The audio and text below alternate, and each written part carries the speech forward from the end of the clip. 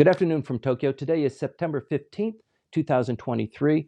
Probably when this post goes up, it'll be the 16th or the 17th. But we wanted to get out to you as quickly as possible an analysis and description of the new Kishida Cabinet, which was just announced 2 days ago. I'm joined today by Dan Harada, who is the CEO of Nagatacho Forum, and he is a regular fixture in the Japanese National Parliament. You see him throughout, and he speaks eloquently on things that are going on within LDP politics. Today, what I'd like to talk about are what's going on with the new cabinet, what it means for Japan, and what it means for typical policy and diplomacy with regard to Japan. This is the second cabinet for Mr. Fumiokishida. He's been in office as prime minister for almost 2 years.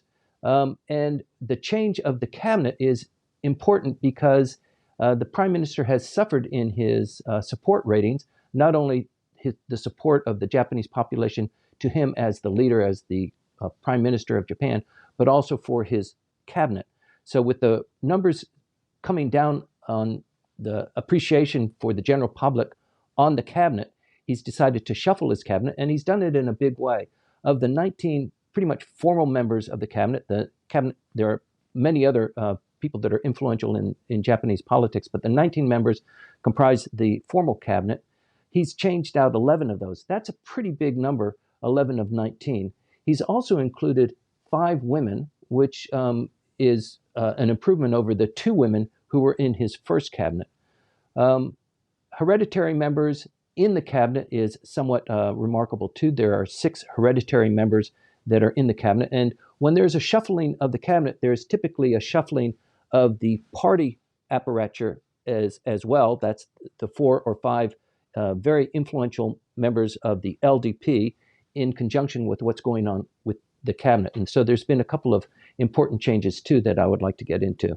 But it's a big deal for the prime minister. Hopefully and expectedly, he will have a bit of a boost in his approval ratings because there are some new faces. Some of the key posts, for example, defense and foreign ministry, are having new members in there, but they're pretty well-known commodities in their particular areas. So it shouldn't shake things up too much. But one wonders how much of a boost the prime minister's ratings will get, after all of the news about the new cabinet begins to filter out. So as you can see from the chart that's on your screen right now, you can see the members who are staying in their positions and some of the new people who are moving into positions. Speaking of the people who have remained in their positions, the important and the hot positions, Taro Aso remains as vice president of the LDP. The chief cabinet secretary, Matsuo, remains. Deputy Prime Minister and Finance Minister, Mr. Suzuki, remains. Secretary General, which is a party post, Mr. Motegi remains. And Policy Research Council Chair, Mr. Hagiuda, also remains. The new person that's in that position, in the party post position, is Election Strategy Headquarters Chairperson Yuko Obuchi, who is the daughter of former Prime Minister Obuchi. This is the first time for a female to hold that post, so it's pretty important, and it's important for her position. She was actually in the cabinet in 2014, the first Abe cabinet, and it didn't last very long. There was a bit of a scandal on election campaigning, and she stepped down as Minister of Industry and Trade. And it's been a long time that she's been out, so this rebirth of her into a position of power. She's always been a powerful and influential member, but to have her in this party post now is pretty significant. She's joining 5 other women, so this is 6 women who are in this constellation, and it's noteworthy that she's there. We can expect to see her in the news more and more as the days come along. Moving on to other cabinet posts that are remaining, that are of importance.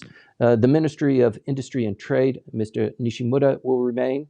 The Defense Minister is changing. Minister for Digital, Konotaro, one of the people we like to talk about quite a bit. He's a former candidate for Prime Minister and will be a candidate once again. So as you can see from the chart that's on your screen right now, these are the members of the cabinet and also the members of the LDP party, the 4 posts that are key posts there.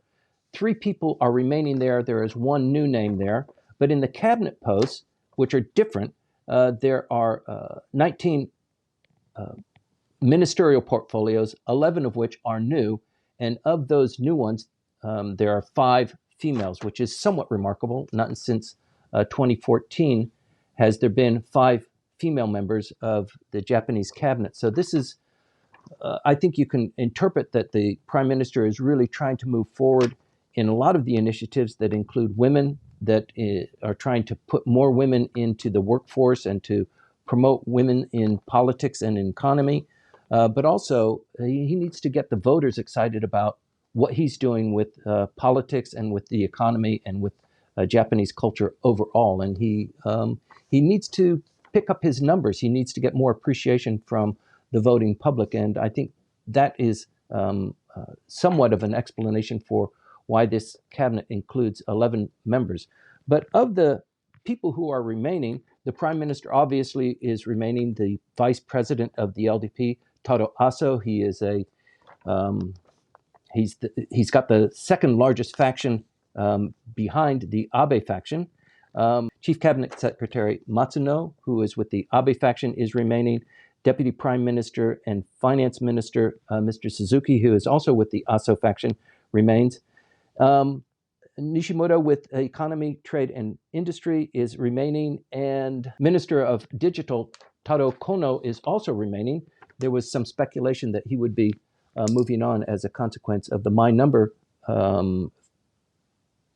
problems, but he's remained, and that's, I think, a very good news. The big news is on this new cabinet is that Foreign Minister has changed from Mr. Hayashi, who is probably number 2 in the Kishida faction, to Ms. Kawakami, who is also in the Kishida faction, and she's moving into the very important role of Foreign Minister, and also Defense Minister with Mr. Kihara, who is in the Motegi faction, is replacing Mr. Hayashi. Both Foreign Ministry and Defense are really critical at the current stage because of what's going on with North Korea, also what's going on just in the region in particular. And the Foreign Minister was, admirably led by Mr. Hayashi, and he's not coming back into another portfolio, another position. He's actually stepped out, and there's some. We can get into a conversation of why he stepped out and what he's doing as he stepped out. But the new cabinet is designed to boost the numbers of the prime minister. It's very important for him to get the support that he needs. He had the idea of having an election after the regional elections. There was a pregnant time after G7 in Hiroshima when he thought the numbers would be supportive so that he would end up with more LDP members after the lower house election than when he started. But there were a couple of things going on in the background with his alliance partner, Komeito, what was going on with the Unification Church. Those issues still begin to linger a little bit. So this reshuffling of the cabinet is specifically designed to boost the appreciation of him by the Japanese population, the voters, so that the LDP, when he does have a snap election, should he have a snap election, he ends up with more LDP members than less. And I think the calculus over the last couple of months was if he holds a snap election, he's going to end up with fewer LDP members, and that means he would be in deep water and probably lose all of the support from the Diet members to remain as prime minister. Moving on, in discussion about Japanese politics, you cannot remove the role and the influence of factional politics within the LDP. So the LDP is the largest political force in Japanese politics, and it is comprised of several factions. And many of the ministerial portfolios are distributed according to strength of the various factions.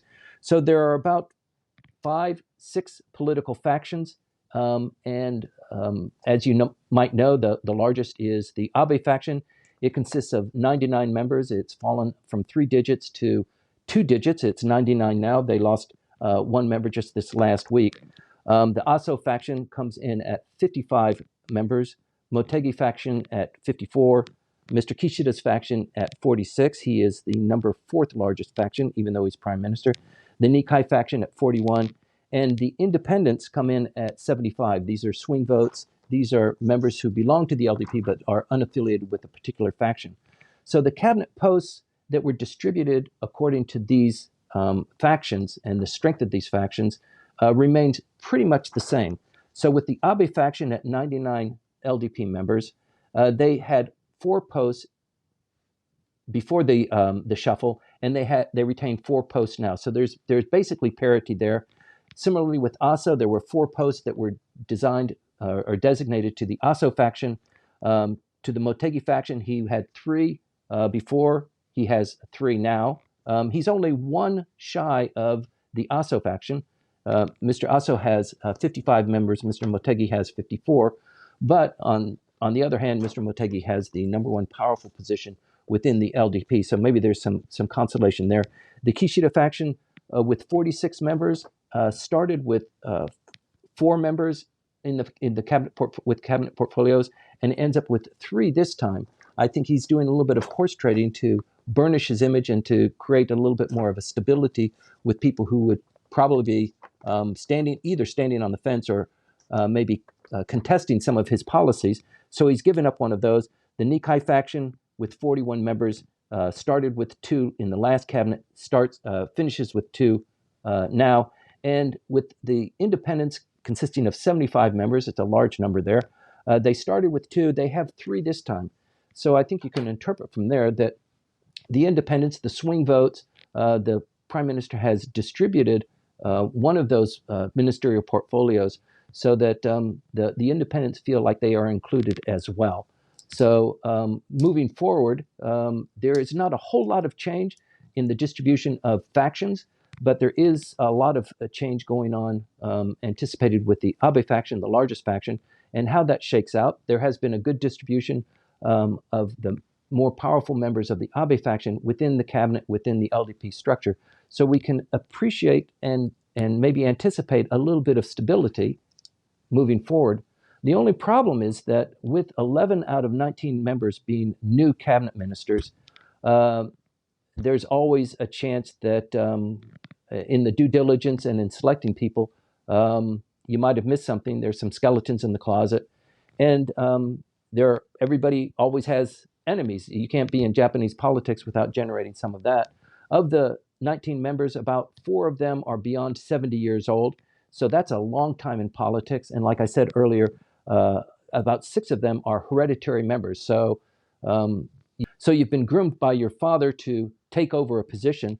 And so it's a family kind of hereditary business that you're pursuing. So sometimes the sins of the father, continue generationally. And so you can anticipate that there might be some shakeups in the cabinet.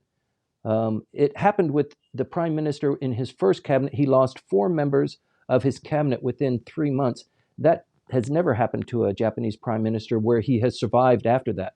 Mr. Kishida has done that, and he's gone actually a long distance as a consequence, even after losing 4 ministers. So we're kind of waiting with bated breath what happens with this new cabinet.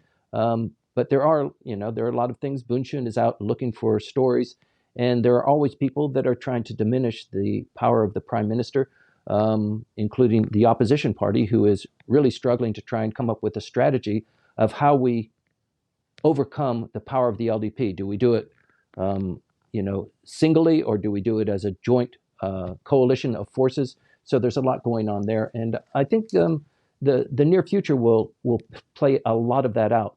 But I've gone on an awful long time about talking about the new members and the old members of the cabinet. I'd like to bring in Dan Harada for his analysis about what all of this means. How does this play out in the near term? What is going on with Mr. Kishida for his design for the future? Definitely he wants to survive the legacy that Shinzo Abe had, which was serving as the longest prime minister. The current prime minister was the longest serving foreign minister. So I think he wants to continue on. Dan, what's your analysis of what's going on and what the Prime Minister is confronting? The main point of the reshuffling is the re-election of Mr. Kishida, to party leadership at the end of next year. That is the main point.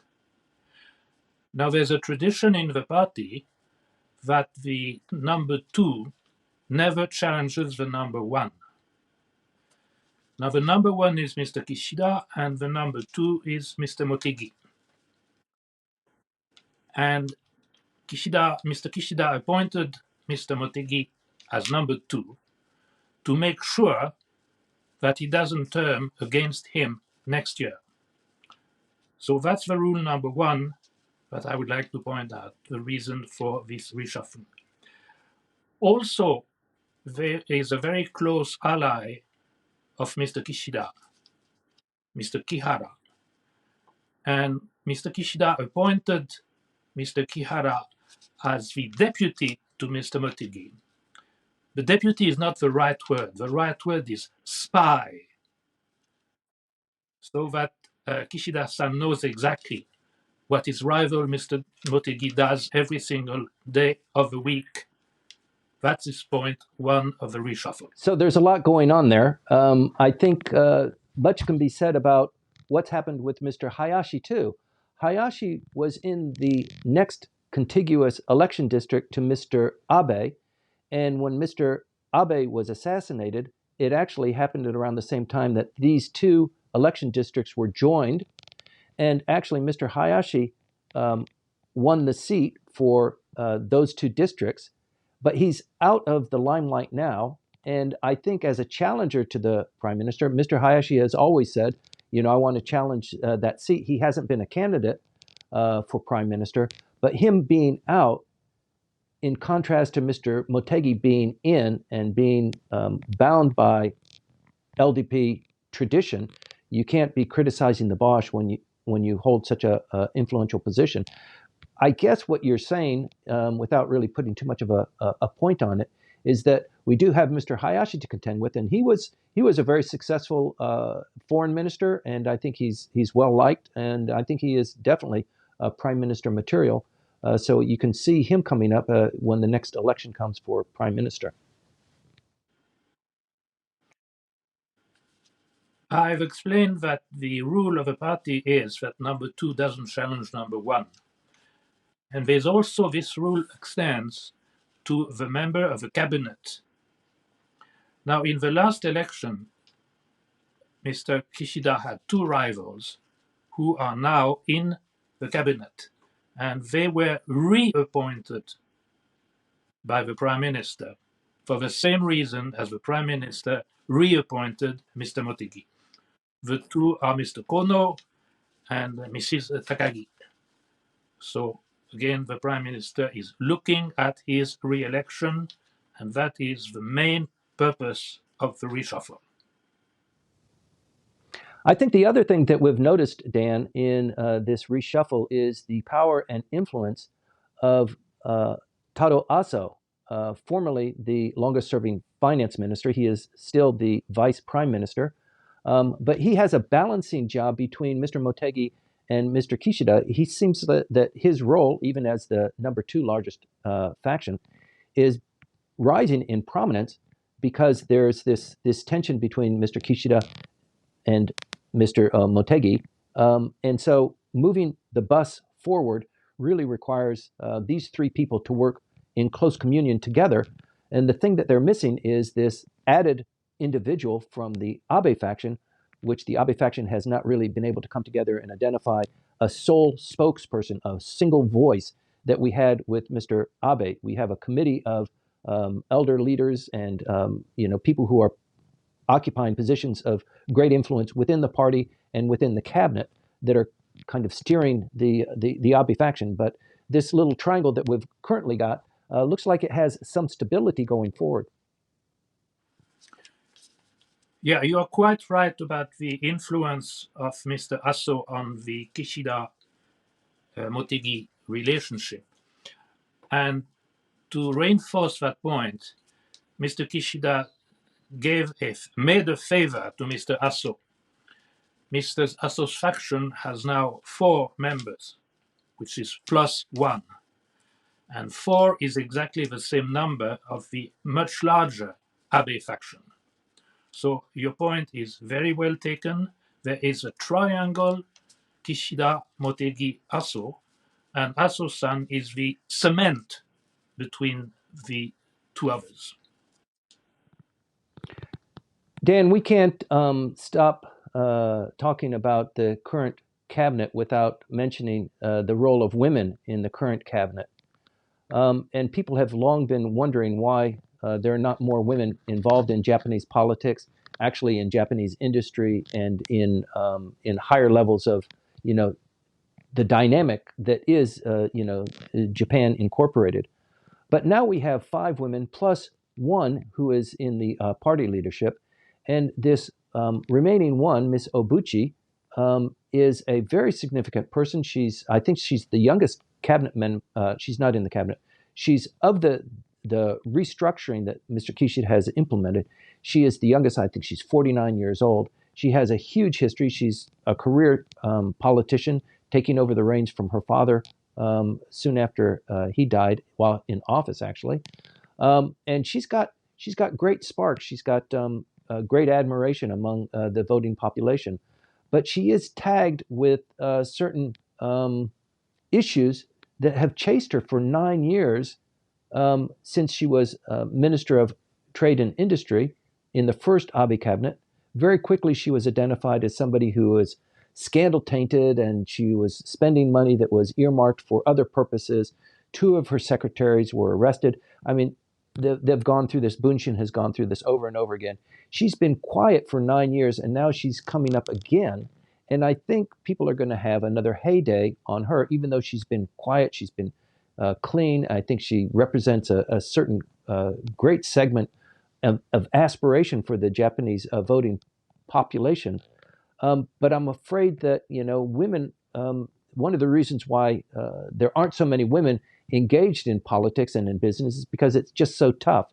And it seems like the women, when they do rise up, they get an unfair share of attention. And I'm afraid that this could possibly happen with Miss Obuchi too. It could be, a very tumultuous time as this cabinet kind of sets in, and some of the press reporters get hungry for, stories of a scandalous nature. And not only that, but the opposition party is really trying hard to throw barbs at any opportunity to the prime minister, in the hopes that there will be a snap election.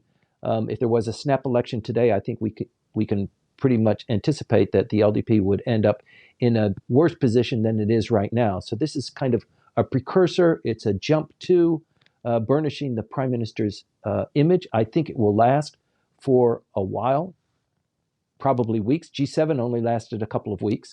But I think just watching what happens will be great tea leaves for what is potentially going to happen before the end of the year, Dan. There is a very prominent Japanese magazine who, the day before Mrs. Obuchi was appointed, dug up another scandal. Now, when she was appointed, she went on before the press and said that everything that was reported was perfectly legal. But as you said yourself, she has a history of scandals. So what is going to happen then, nobody knows. But it's not a plus, neither for the party nor for the prime minister who appointed her. That's my take on the women's side. Well, it seems like the women get not a fair shake in that. But also, with regard to the magazine that you're talking about, for weeks and weeks and weeks, they were hammering on Mr. Kihara, who was implicated in the death of one of his close associates, actually his wife's former husband. And they just hammered him, and it looks like it really didn't amount to much. He still occupies a very powerful position, as you just identified him earlier. And it looks like, he's very influential in the prime minister's political faction, in his own faction. And his star has actually risen, apparently, even in light of what Bunshin has written about him incessantly. So hopefully, Ms. Obuchi will be able to survive this and kind of slough it off. But absolutely, the role of scandal in Japanese politics, it's one of the main arteries that feed how people feel about what the prime minister is doing and how the cabinet is doing. And sometimes these scandals are not a big deal. They're a tempest in a teapot. For example, the prime minister's son having a dinner party during the New Year's break, and his guests and his relatives having pictures taken of themselves in various rooms of the official residence of the prime minister. It's not really big serious stuff, but it does have an impact on how people view, and it also gives plenty of rocks for the opposition party to throw at the prime minister.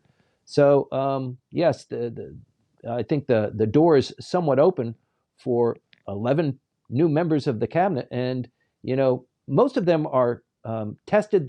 They're not just green on this. They have had deputy ministerial posts. They've been in politics for at least for the lower house members at least 5 terms, so they know what they're doing. But yeah, they can be caught with speaking ineloquently about certain issues, just using the wrong term of reference. For example, in the treated waters mispronunciation or misselection of words 2 weeks ago, it does cause a little bit of consternation. And the opposition party and people who don't like the prime minister for whatever reason, they could be LDP members too, hone in on that. And in Japanese politics, as in Japanese society, criticism is not easily suffered. Well, another point that I want to make is the largest faction, the Abe faction with 99 members, has 4 cabinet posts. And this is as many as the Aso faction that has only 55 members. So you can imagine that there's some people in the Abe faction that are not very happy. Numerically speaking, they are far above Aso-san, and yet, as the cabinet members, only 4. Anyway, the prime minister was Abe had 4 cabinet members before, still has 4 cabinet members. So at least there is no, from the prime minister's standpoint, there is no plus, no minus. But within the faction, there must be some grumbling. 99 and 4, and 55 and 4. There is something wrong there. That's the way they think. So, Dan, what do you think is the prognosis moving forward? The prime minister has 1 more year left as prime minister before the LDP needs to re-vote him in. And a lot can happen between now and then. He might have a snap election. It doesn't look like that's feasible before the end of the year, although I have heard rumblings of a snap election being called even before the end of the year. I have difficulty imagining that happening, but with a couple of, ministerial gaffes or some problems with a couple of ministers, yeah, it could happen. There could be a no confidence motion. A lot can happen between now and the end of the year. And then at the end of the year, we move into January and then the start of the new session, 150 days from January till sometime in June.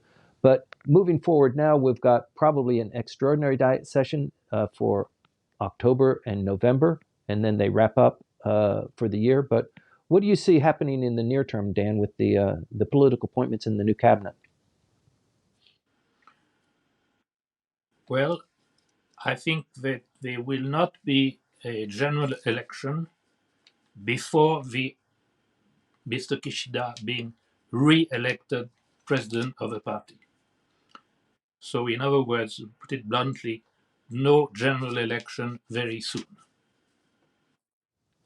So there are some other issues that are floating around: the alliance, the strength of the alliance between Komeito and the LDP, and also the rolling, never-ending investigation into the Unification Church. So there are a lot of things that are in the air that could jump up and bite the prime minister. But yeah, Japanese politics is always interesting, and there's always something going on. I really appreciate your insight, Dan, talking about the new cabinet and about how the prime minister is, determined to move forward and to continue being prime minister even after his term ends this time next year. Any closing remarks, Dan? No, I will repeat again that this new reshuffle, the purpose, the primary purpose, secondary purpose, was to facilitate the re-election of Mr. Kishida to party presidency almost a year from now. Thank you very much. Thank you very much for those of you in the audience for participating in today's description and analysis of the new Kishida Cabinet that was just launched 3 days ago. Please stay tuned to this channel. We hope to give you more information as Japanese politics continues to evolve and hot issues come up. Dan and I will continue to update you as the time allows us to and as the situation calls for. So thank you very much for your comments and suggestions. Please stay tuned. Thanks for tuning in. Thanks, Dan.